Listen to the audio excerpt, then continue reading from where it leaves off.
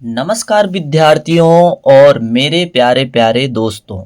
आज हम देखने वाले हैं कक्षा 11वीं वार्षिक परीक्षा 2024-2025 का प्रश्न पत्र और यह प्रश्न पत्र है कृषि के लिए उपयोगी विज्ञान एवं गणित के मूल तत्व, या हम इसे कहते हैं कृषि विज्ञान।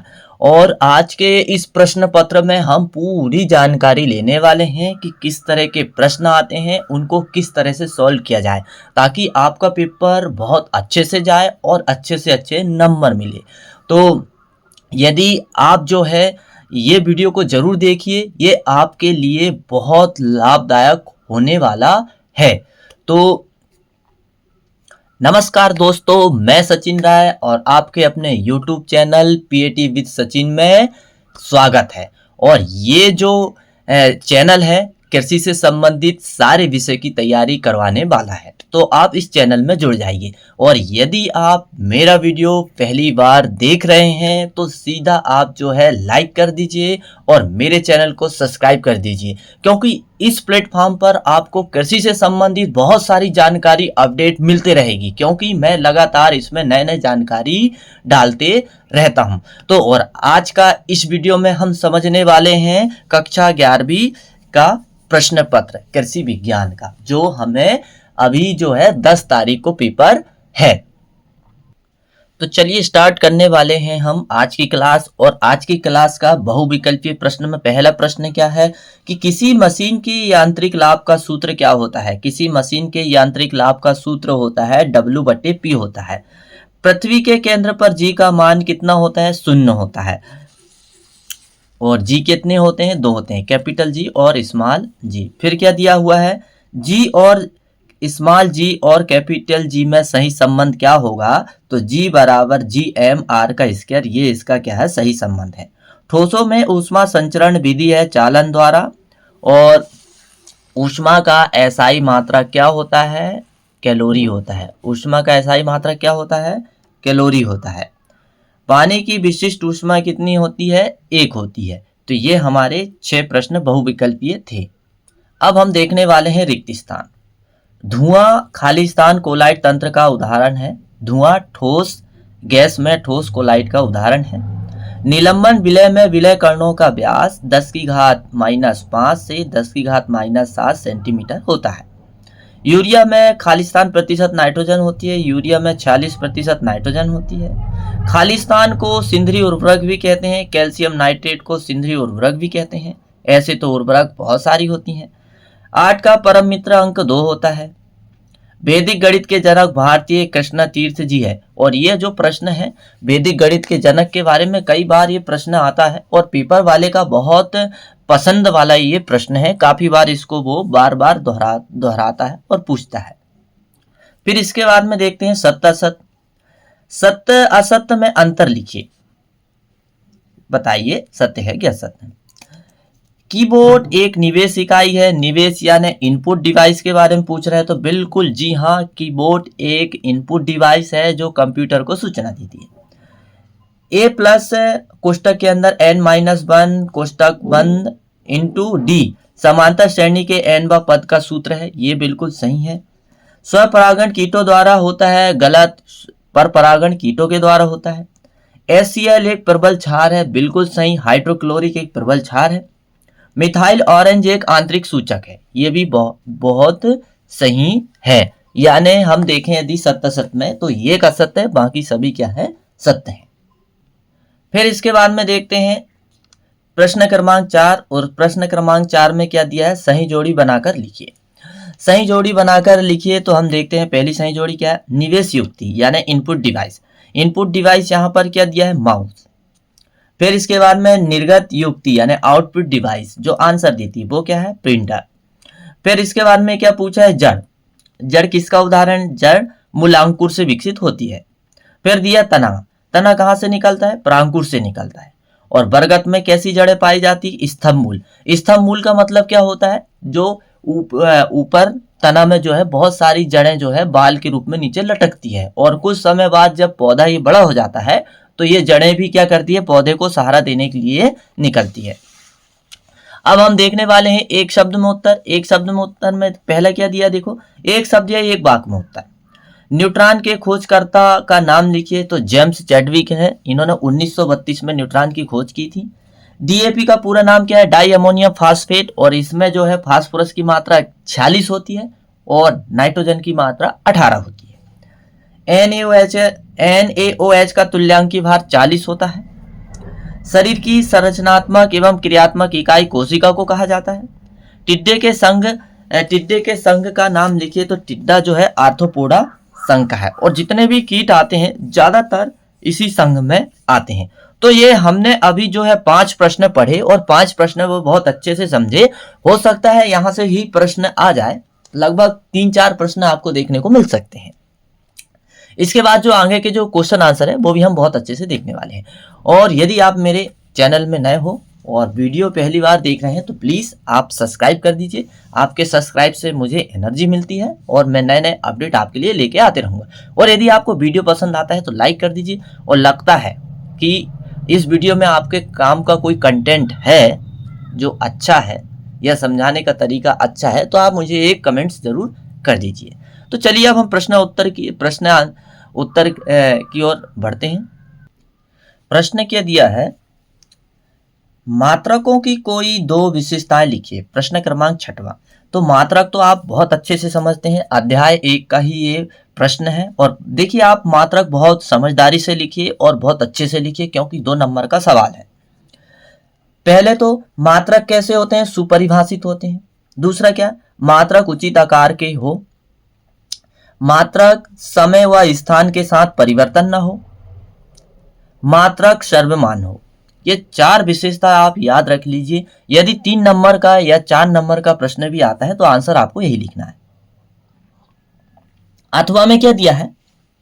प्रोटीन बैरोमीटर की कोई 2 विशेषताएं लिखिए। तो यहां पर देखना हमें आंसर, इसे दीवार पर टांग सकते हैं, पहली विशेषता। आसानी से एक स्थान से दूसरे स्थान पर ले जाया जा सकता है। फिर इसके बाद में, नली में पारे के स्तंभ की ऊंचाई नापने के लिए स्थायी पैमाना लगा रहता है। तो ये है प्रोटीन बैरोमीटर की विशेषता। तो निश्चित ही आपको मेरा समझाने का तरीका बहुत समझ में आता होगा अच्छे से। यदि आता हो तो आप लाइक करते चलिए, तो मुझे भी थोड़ा सा एनर्जी मिलेगी। और बाकी जो तैयारी पीएटी, सीपीएटी, आईसीआर, ये सब के मैं तैयारी करवाने वाला हूँ बहुत डीपली तरीके से। यदि आप मेरे चैनल में नए हो तो बिल्कुल जुड़ जाइए, एक बार आप जुड़ के देखिए। बहुत अच्छा और बहुत अच्छी जानकारी मैं देने वाला हूँ। तो चलिए आगे बढ़ते हैं। क्या पूछा है? घनत्व की परिभाषा लिखिए। अपेक्षित घनत्व की परिभाषा लिखिए, है ना। कभी कभी ये दोनों चीज अंतर में भी आ जाती है कि घनत्व तथा अपेक्षित घनत्व में अंतर लिखिए, लेकिन यहां पर जो प्रश्न आया है केवल इसमें परिभाषा पूछा है। तो यदि ऐसा अंतर आता है तो आप यही परिभाषा के छोटे छोटे पॉइंट बनाकर दोनों लिख लीजिए, कोई दिक्कत नहीं, नंबर आपको पूरे मिलेंगे। तो घनत्व की परिभाषा क्या होती है समझ लेते हैं। यह उस पदार्थ के घनत्व तथा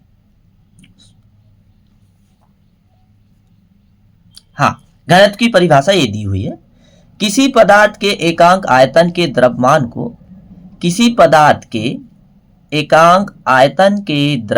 को उस पदार्थ का घनत्व कहते हैं।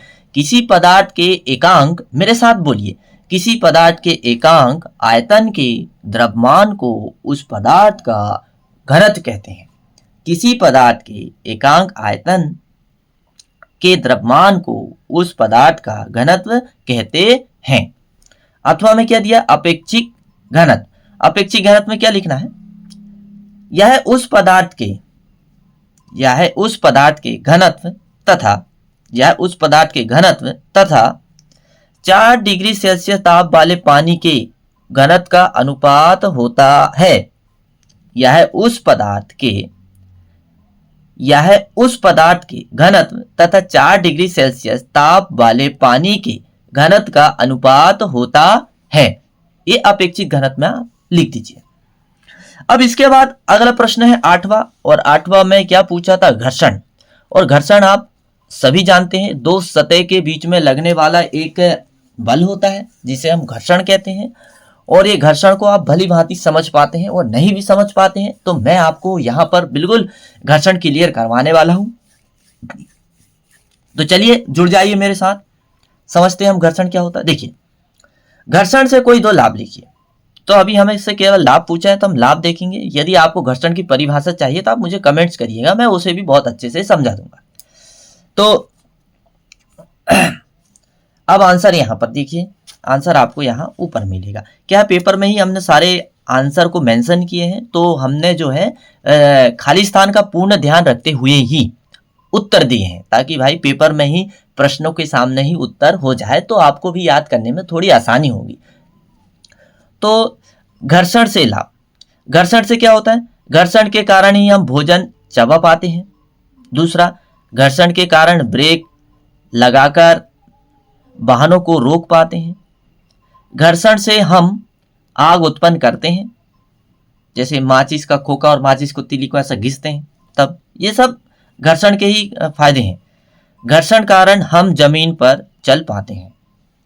तो ये सारे जो है घर्षण से लाभ है। ये प्रश्न अभी 2 नंबर में आया है, 4 नंबर में भी आएगा, तो आप आंसर यही लिखिए, बिल्कुल निश्चित ही है आपको अच्छे नंबर मिलने वाले हैं। अब हम देखते हैं अथवा में जो प्रश्न दिया था वो क्या प्रश्न दिया था। घर्षण से कोई दो हानियां लिखिए, कि घर्षण से हानि भी है, वो क्या है हमें देखना है। तो घर्षण से हानियां देखिए, घर्षण के कारण मशीन के कल पुर्जे घिस जाते हैं, यानी खराब हो जाते हैं। दूसरा, घर्षण के कारण मशीन के घूमने वाले भाग गर्म हो जाते हैं, दूसरा कारण। तीसरा कारण क्या है? घर्षण के कारण मशीन की दक्षता कम हो जाती है। चौथा कारण, घर्षण मशीन की गति को कम करता है। तो ये सारे हमने घर्षण से हानियां देखी। तो यदि बड़ा प्रश्न आता है तो हम यही आंसर दे सकते हैं। अब इसके बाद में 9वां प्रश्न पूछा था। 9वां प्रश्न में क्या पूछा था? घर्षण बढ़ाने के कोई 2 उपाय। तो अभी तक आपने देखे होंगे कि घर्षण से काफी प्रश्न आए हैं, यानी 4 प्रश्न आए हैं। तो घर्षण जो है अध्याय आपको बिल्कुल नहीं छोड़ना है, उसे बहुत अच्छे से डीपली तरीके से समझ लेना, ताकि बाद में आपको ये ना रहे कि हमने पढ़ा नहीं। तो घर्षण अध्याय को आपको बहुत अच्छे से क्लियर कर लेना है। तो घर्षण बढ़ाने के 2 उपाय लिखिए। घर्षण को कैसे बढ़ा सकते हैं? देखिए उत्तर में, जूते के तल खुरदुरे बनाए जाते हैं, ये घर्षण बढ़ाने का एक तरीका है। दूसरा, मशीनों में लगे पट्टों में चिपचिपा तरल पदार्थ लगाया जाता है। तीसरा, चिकनी मिट्टी पर रेत लकड़ी का बुरादा आदि डाला जाता है। चौथा, ढालू सड़क पर वाहन चलाते समय हल्के ब्रेक लगाकर घर्षण बढ़ाया जाता है। तो ये सब क्या है? घर्षण को बढ़ाने के उपाय हैं। अब हमसे अथवा में क्या कहा था? घर्षण कम करने के कोई 2 उपाय भी बता दीजिए। तो घर्षण को कम करने के बड़े सीधे से उपाय हैं। सतहों को चिकना बनाकर। दूसरा, स्नेह को जैसे ग्रीस तेल आदि का प्रयोग करके। और मशीनों में यदि घर्षण कम करना है तो बॉल बेयरिंग का उपयोग करके। तो ये हमने घर्षण वाले अध्याय से 4 प्रश्न देखे। अब इसके बाद में हम देखने वाले हैं अध्याय 10, और अध्याय 10 से जो प्रश्न आया वो सरल मशीन से आया। सरल मशीन से भी एक प्रश्न आता है, और ये प्रश्न है प्रथम वर्ग के उत्तोलक, द्वितीय वर्ग के उत्तोलक और तृतीय वर्ग के उत्तोलक और घिरनी तंत्र। बस ये 4 लाइन से ही प्रश्न हमेशा आता है। अब देखिए प्रश्न में पूछा क्या है। प्रथम वर्ग के उत्तोलक की परिभाषा एवं 2 उदाहरण लिखिए। तो प्रथम वर्ग के उत्तोलक की परिभाषा हमें बताना है और उनकी 2 उदाहरण भी देना है। तो परिभाषा मैंने कुछ यहां पर दिया हूं, मेंशन किया हूं। प्रथम वर्ग के उत्तोलक में आलंब मध्य में, जैसे तराजू हम पकड़ते हैं तो बीच में पकड़ने का स्थान होता है, कांटा के बीच वाला, तो उसे आलंब कहेंगे। आलंब मध्य में भार एक सिरे पर तथा प्रयास दूसरे सिरे पर लगाया जाता है। प्रयास किसे कहेंगे? जहां किलो रखा रहता है। उदाहरण, तराजू, कैंची, सीसा, ये आदि जो है प्रथम वर्ग के उत्तोलक है। यदि आपको समझ नहीं आया हो तो आप मुझे कमेंट्स कर दीजिए, मैं दोबारा से समझा दूंगा, बहुत डीपली तरीके से समझा दूंगा। अथवा में क्या दिया था? अथवा में दिया था द्वितीय प्रकार के उत्तोलक की परिभाषा एवं 2 उदाहरण लिखिए। द्वितीय प्रकार के उत्तोलक किसे कहेंगे? पहले परिभाषा और उसका उदाहरण। तो द्वितीय वर्ग के उत्तोलक में आलंब एक सिरे पर प्रयास दूसरे सिरे पर तथा भार मध्य में रहता है। द्वितीय वर्ग के उत्तोलक में आलंब एक सिरे पर, प्रयास दूसरे सिरे पर तथा भार मध्य में रहता है। उदाहरण के लिए सरोता, सरोता नाव की पतवार, हाथ की ठेला गाड़ी, ये सब जो है द्वितीय वर्ग के उत्तोलक के उदाहरण है। और मैं समझता हूं कि पूरे प्रश्न आपको बहुत अच्छे से समझ में आते होंगे। और यदि आप मेरे चैनल में नए हो और मेरा वीडियो पहली बार देख रहे हैं तो आप मेरे चैनल को सब्सक्राइब कर लीजिए, क्योंकि मैं बहुत सारे नए नए अपडेट, शॉर्ट, कीट के बारे में, पतंगे के बारे में, फल के बारे में बिल्कुल डालते रहता हूँ। तो आप जुड़ जाइए ताकि आपको नए नए जानकारी मिलती है और आगे भी मिलते रहेगी। मैं पूरी कोशिश करूँगा कि एग्रीकल्चर से संबंधित जो भी मटेरियल होता है, चाहे यंत्र हो, बीज की बुआई हो या जो कुछ भी हो, कीटनाशक है, मैं सारा अपडेट करने वाला हूँ। बस थोड़ा सा समय लगेगा, धीरे धीरे मैं ये चैनल जो है ऐसा बना दूंगा कि आपको जो है पूरी जानकारी कृषि से संबंधित मिलेगी। बस केवल आपका सहयोग चाहिए। आप जुड़ जाइए, लाइक कर दीजिए और चैनल को सब्सक्राइब कर दीजिए, बस, और मुझे कुछ नहीं चाहिए। अब इसके बाद में अगला प्रश्न है, प्रश्न क्रमांक 11 में क्या दिया है, द्रव स्नेही कोलाइट के कोई 2 गुण लिखिए। और अथवा में दिया है द्रव विरोधी कोलाइट के कोई 2 गुण लिखिए। तो द्रव स्नेही कोलाइट के गुण आपको यहाँ ऊपर मिलेंगे। देखिए क्या है, ये उत्क्रमणीय होते हैं, दूसरा ये अधिक स्थायी होते हैं, तीसरा टिंडल प्रभाव में ये टिंडल प्रभाव कम प्रदर्शित करते हैं।